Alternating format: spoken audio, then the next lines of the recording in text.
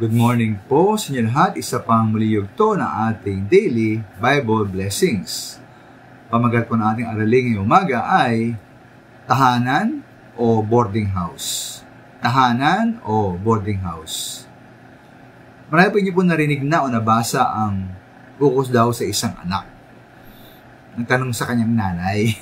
Sabi niya po, "Nanay, sino po ba yung lalaking matagal nang pabalik-balik sa bahay natin? Dati ng gabi, marutulog, may gising, tapos kakain, tapos alis na naman." Ganun po ang ginagawa ng lalaking yon sa ating tahanan, araw-araw. Sino ba yon? Sa unang nanay, ayon, tatay mo yon. Nakalungkot po, di po ba? Dahil una, sobrang abala ang tatay, marahil sa kanyang mga trabaho at gawain, kaya nagmistulang boarding house na lamang kanilang bahay. Boarding house, hindi na tahanan. Ikalawa po, wala nang panahon ang tatay, hindi lang para sa kanyang asawa, kundi para sa kanyang anak. Kaya ikatlo po, hindi pala siya kilala ng kanyang sariling anak.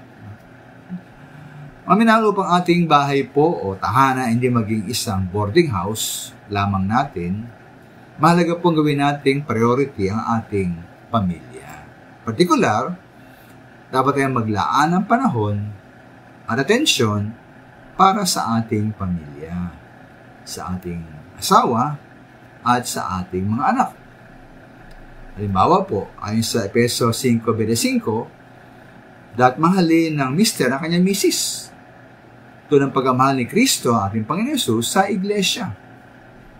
Isang mahalagang paraan po ng pagmamahal ay pagbibigay ng oras at atensyon sa ating asawa.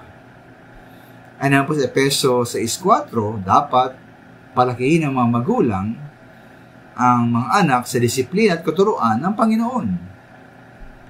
Ay nga po sa Deuteronomy 6:7, dapat ituro ang kautusan ng Panginoon sa mga anak at pag-aralan sa tahanan, sa paglalakbay, sa pagtulog sa gabi, at sa pagbangon sa umaga. Ang lahat pong ito ay kailangan ng panahon at atensyon.